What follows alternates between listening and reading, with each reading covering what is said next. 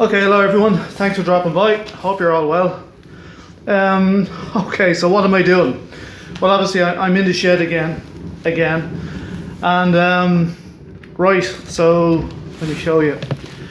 I had a bit of an oil spill last night. I was out here messing around doing videos and stuff, and tipped the bucket, and that's what happened. I threw some wood chips on it. There was quite a bit of oil on the floor, and left them there overnight to to absorb the stuff. The oil. So what have we got now? So lots of people have asked me, is there a way of burning using this stove to to burn solid fuel? And when I made it, the reason for the center baffle or the separator disc in there, just around where the teeth are on the Minion, was to facilitate this. Like, I've done this before, so in some of my other videos from a few years ago. So look, I'm literally just going to shovel that stuff in, and look, you can see it, there's no smoke coming out, or precious little, and that's because of the 5-inch flue. Now, because there's going to be a bit of smoke now, hang on, just let me close this, limit the air. Okay, this is obviously a bigger chamber, and if it's opened, also the flue is very high up on it, so it's gonna leak. But when that door is shut, it won't leak. But if you look here, I increased the size. It's probably 5 inches in diameter. Let me see, I have a tape here. Okay, so I increased the hole in the middle of it because I was using that bigger burner. Now I don't know if you can see this. Let's see, 6.5 inches in diameter. Okay. Let me see what else you can see. I don't know if you can see stuff. This is the oil feed, air feed and oil feed. So at any stage I can just, connect on a hose and send air into this stove. But at the moment I'm just using it as a solid fuel stove, and only because I messed up.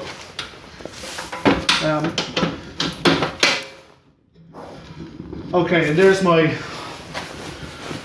solid fuel as such. So look, I'm just going to throw a bit more in until it's all gone.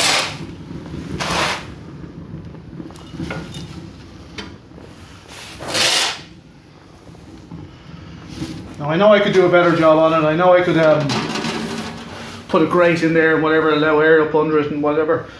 But this is just, do a little bit of cleaning up and using the stove to do it. So there you go. It can burn solid fuel, no issues.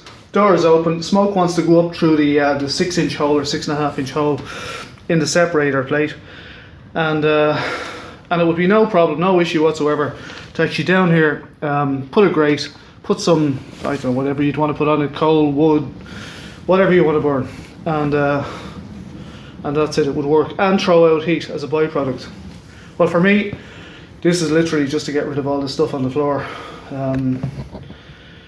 This is a problem with waste oil, so people ask me about using the stuff in their house and all of that.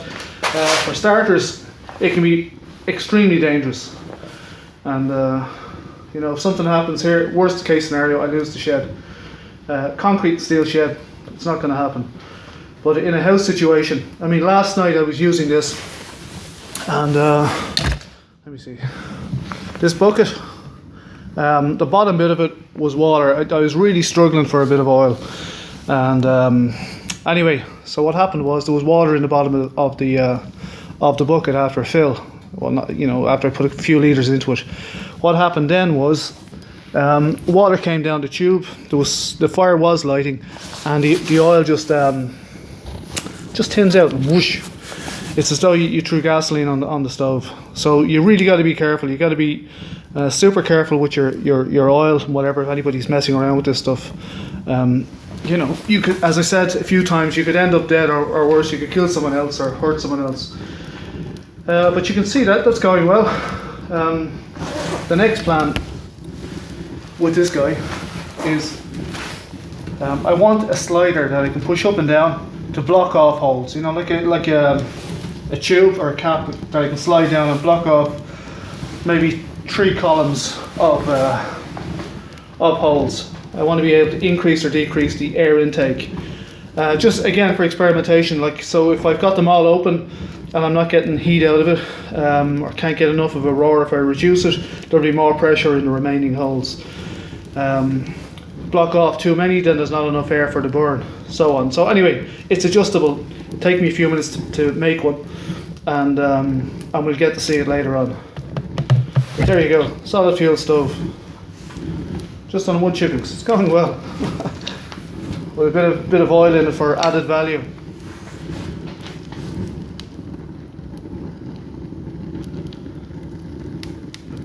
Actually, that wouldn't be bad to kind of be sitting out here in the shed after you've done a bit. You know, pull up a chair, cross your feet, reach for the beer, and switch off the lights. Man sheds, I don't know. Right, here we go. A bit more of this stuff on it. Try and get it all gone.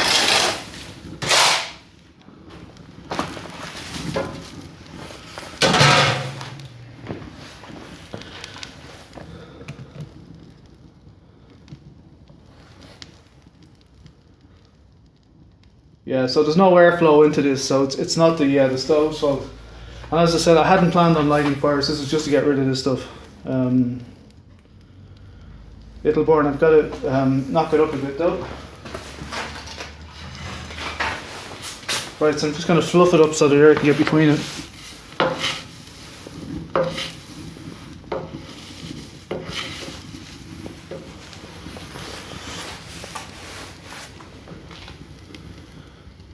Okay, and off we go again.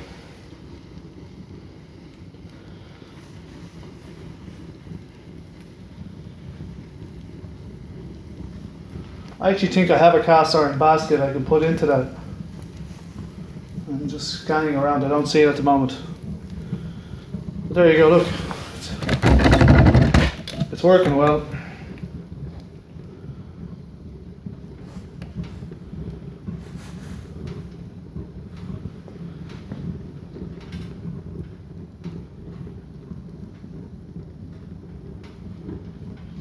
So I hope you're warm wherever you are. The weather's beginning to warm up a bit in the northern hemisphere. So for anyone of Irish ancestry in New Zealand, or any ancestry anywhere, I hope you're warm. And look, I'll see you in the next video. So look, I'm not sure if this is going to be a video or what this is going to be. So look, geez, that's actually not burning too bad, is it? Well, you would be warm out here with that, no problem. So that's the difference between the flue I put on it, this 5-inch flue, which connects up to a 6-inch setup, and it's airtight all the way into the stove. And I have a 6-inch hole there that I showed you a minute ago. But by and large, it wants to pull all the fumes, all the flames and whatever in through the hole where the belly is. It doesn't want to eject any fumes. And if I restrict it a bit, actually you can hear it doing a bit more work.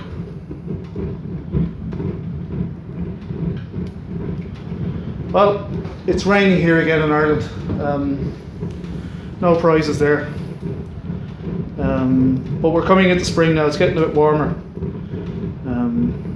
But I've had a couple of successful waste oil burner projects. This Minion now I just did for the crack. I just did it for the fun of it. He's probably going to end up being a solid fuel patio heater when I get the paint. I'm actually having a hard time of getting the yellow paint. Blue, no problem. I have loads of blue. But nobody stocks it, and it's hard to get. I can get it in England, okay, but then shipping from England to Ireland, they're making that difficult for me as well. So anyway, I have something happening on it, but I'm not overly worried. At the moment, I'm still messing around with the, with just getting this thing going. Burning very well on this stuff.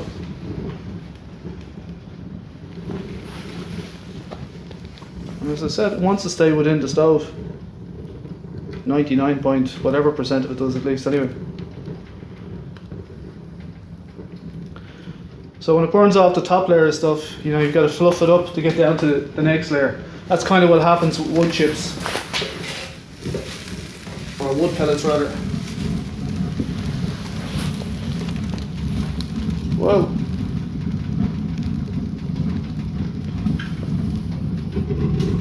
There you go, I'm limiting the air supply.